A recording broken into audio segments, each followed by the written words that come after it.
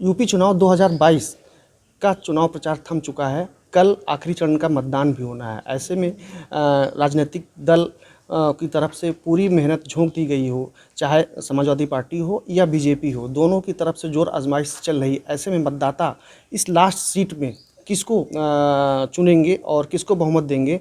हमारे साथ हैं अपना दल सोनेलाल पटेल की मुखिया अनुप्रिया जी। उनसे जानते हैं कि कल क्या होने वाला है वो लास्ट चरण पे। देखिए, कल अंतिम चरण का चुनाव है और जिस तरीके से हमारे 6 चरणों में मतदाता ने बहुत उत्साह के साथ और बहुत आशाओं के साथ एनडीए गठबंधन के प्रत्याशियों के पक्ष में मतदान किया है, हमें पूरी उम्मीद है कि 7वें चरण के मतदान में भी उसी प्रकार का उत्साह देखने को मिलेगा और हमारे एनडीए के प्रत्याशी हर सीट पर भारी मतदान उनके पक्ष में होने जा रहा है। मैम, क्या लगता है कितनी सीटें अब अंततः आने वाली हैं, अगर एक पॉलिटिकल नज़रिए से देखें आपके तो? नहीं, हमने तो पहले दिन से यही दावा किया है कि उत्तर प्रदेश में एनडीए गठबंधन की सत्ता में वापसी होने जा रही है और बहुत ही शानदार तरीके से होने जा रही है। इस पर किसी प्रकार का कोई संदेह नहीं है। मैम, एक लास्ट क्वेश्चन, अगर देखा जाए तो इस बीच जो चुनाव हुआ है होने के तो 4 प्रमुख दल हैं और 5-6 लड़ रहे हैं, कई दल लड़ रहे हैं। ऐसे में केवल समाजवादी पार्टी, अखिलेश और बीजेपी की तरफ पे ही पूरा मामला आके टिक गया है। देखा जाए तो समाजवादी पार्टी की तरफ से केवल अकेले अखिलेश, पूरे बीजेपी जिसको कहा जाए महासमुद्र है इस समय, सारे नेता सेंट्रल से लेके प्रदेश स्तर तक केवल अखिलेश पे ही अटैक कर रहे हैं। ऐसा क्यों? नहीं, देखिए, मैं तो पहली बात ऐसा मानती ही नहीं हूँ कि एनडीए गठबंधन के अलावा कोई और चुनाव में बहुत ज़बरदस्त प्रदर्शन करने जा रहा है।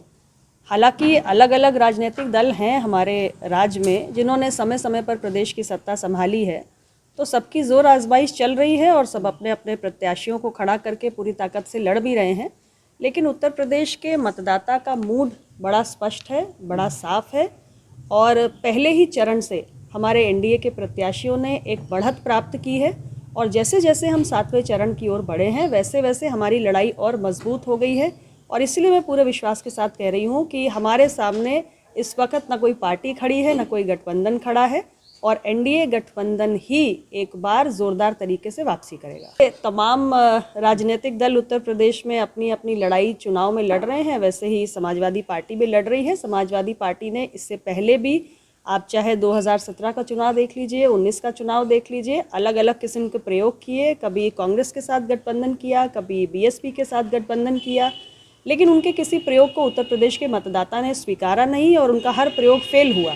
तो इस बार भी एक नया प्रयोग उन्होंने किया है, तमाम छोटे छोटे दलों को साथ में जोड़ा है, लेकिन ये प्रयोग भी असफल ही साबित होगा। और हमारा जो एक स्थायी गठबंधन है अपना दल भारतीय जनता पार्टी का, वो स्थायी भी है, प्रभावी भी है और अब उसमें एक नया साथी शामिल भी है। तो उत्तर प्रदेश के मतदाता एक बार फिर अपने विश्वास की मोहर एनडीए गठबंधन पर ही लगाएंगे।